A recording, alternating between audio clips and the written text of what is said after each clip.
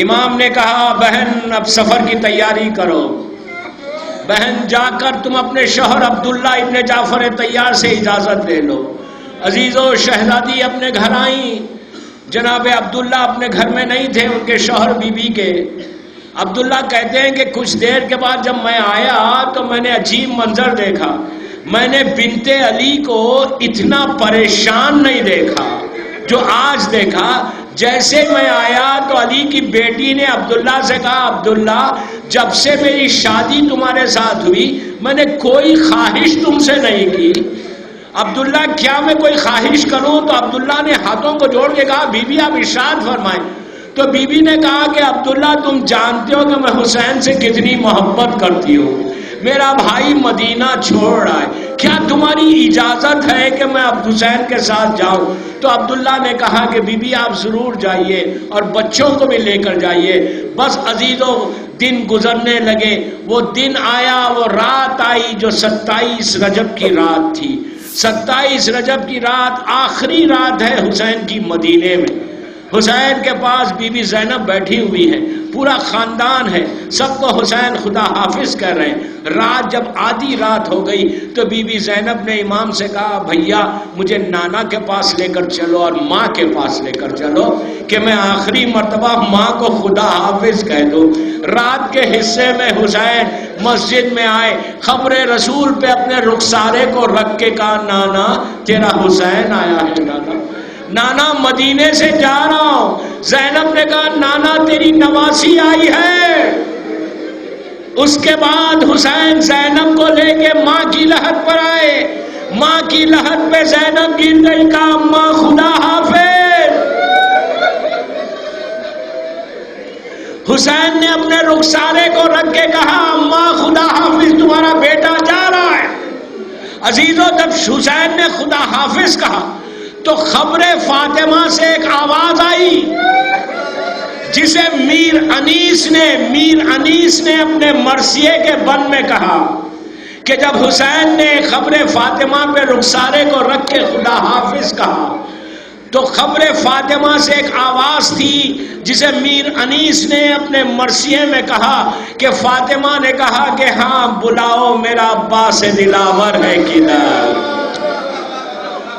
ہاں بلاؤ میرا عباس دلاور ہے کدھر، وہ فدا ہے میرے بچے پہ میں صدقے اس پر۔ یہ فاطمہ کی آواز، شکم غیر سے کو ہے پو میرا ہے پسر۔ یہ صدا سن کے برادر کو پکارے سرور کہ ابھی رہوار کو آگے نہ بڑھاؤ بھائی، یاد فرماتی ہے اماں ادھر آؤ بھائی۔ اسی طرح پرسا دے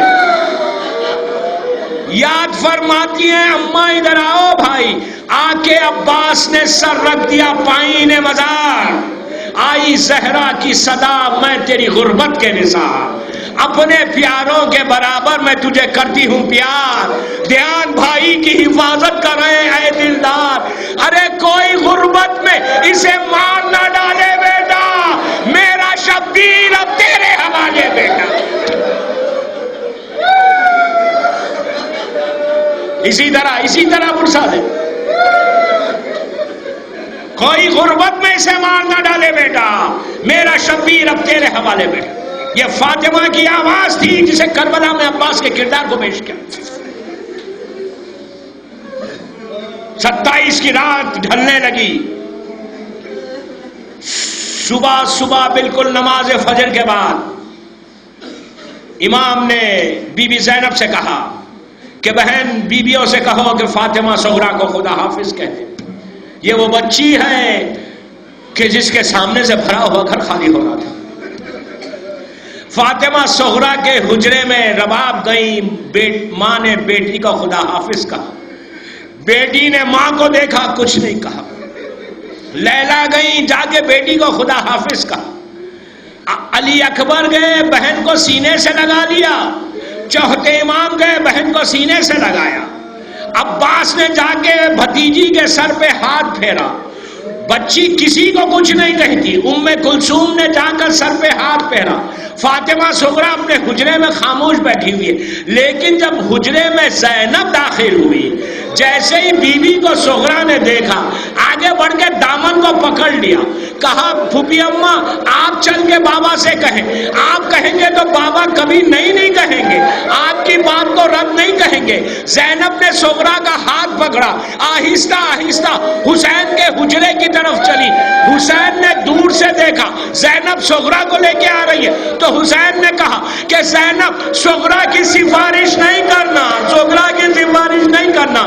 تو زینب نے کہا بھیا آپ کی بیٹی یہ پوچھنا چاہتی ہے کہ آپ لے کے کیوں نہیں جاتے؟ عزیزو اب حسین رونے لگے، آنکھوں میں آنسو آ گئے۔ کہا زینب تم جانتی ہو میری جو اولاد ہے کوئی میرے بابا جیسی ہے، کوئی میرے نانا جیسی ہے، صغرا کی صورت میری ماں جیسی ہے۔ جب سر سے چادر اترے گی حسین نہیں چاہتا فاطمہ کی صورت جس کی ہو وہ کوہ شام میں رہے۔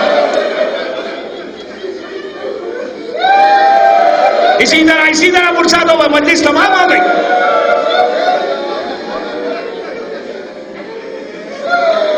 بس عزیزو ایک منزل اور مجلس تمام۔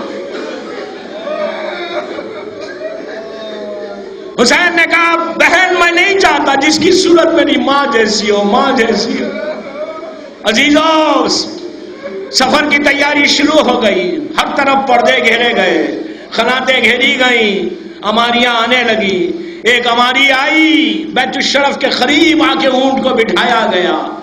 راوی کہتا ہے کہ میں نے دیکھا کہ ایک بی بی باہر آئی جس کی گود میں ایک چھوٹا سا بچہ تھا اور ایک چھوٹی سی بچی تھی جو ماں کے ساتھ ساتھ چل رہی تھی۔ چوتھے امام نے آگے بڑھ کے اپنی ماں کو سوار کیا تو پتا چلا یہ رباب ہے جو سوار ہو رہی ہے، اور گود میں علی اصغر ہے اور سکینہ ہے۔ رباب کے بعد پھر راوی کہتا ہے کہ ایک اونٹ آیا۔ بس میں نے مجلس کو تمام کیا۔ اب جو آیا تو ایک بی بی باہر نکلی، قاسم آگے بڑھے تو پتا چلا یہ حسن کی بیوہ ہے جو سوار ہو رہی ہے۔